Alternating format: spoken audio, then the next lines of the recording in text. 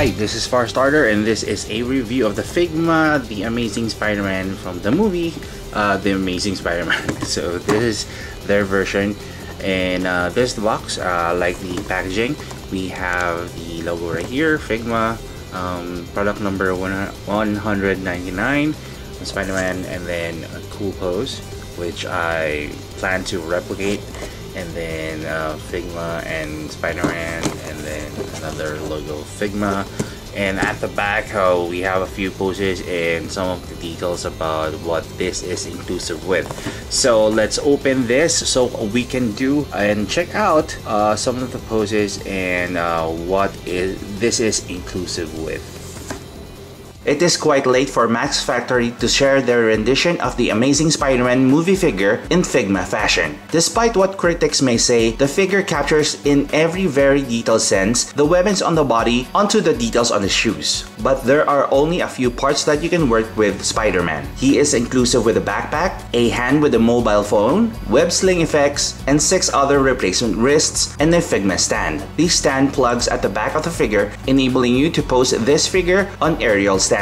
To use the backpack, I highly recommend removing the forearms first so that it will not stress on the straps. The phone can be removed from the holding hand, but since there are no other purposes, it is best to keep this on. The effects are simple to use by attaching them on the wrists. These may look too short for your taste, so try to improvise with twisties for greater effect.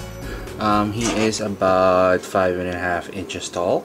And then some of the articulation points of the figure would be the head and neck joint right here, shoulder articulation, quite nice, and elbow, single jointed elbow, a wrist joint that rotates and goes forward or in and out, upper body and waist and leg movement, quite nice, very flexible. And then there's a cut here at the thigh, single jointed knee, and then an ankle joint and a toe joint. I'm quite liking the Figma version of Spider-Man. It's just that when you turn him around, I'm not really happy with these joints. But that's Figma. That's how it is built. But as for the flexibility, the tone, the coarse texture of the costume is quite nice. I have done a lot of poses for Spider-Man, and you will see at the end of the video some of the poses I've done, and it means that he does work like Spider-Man himself. So I do recommend getting this if you are into Figma and into Spider-Man figures.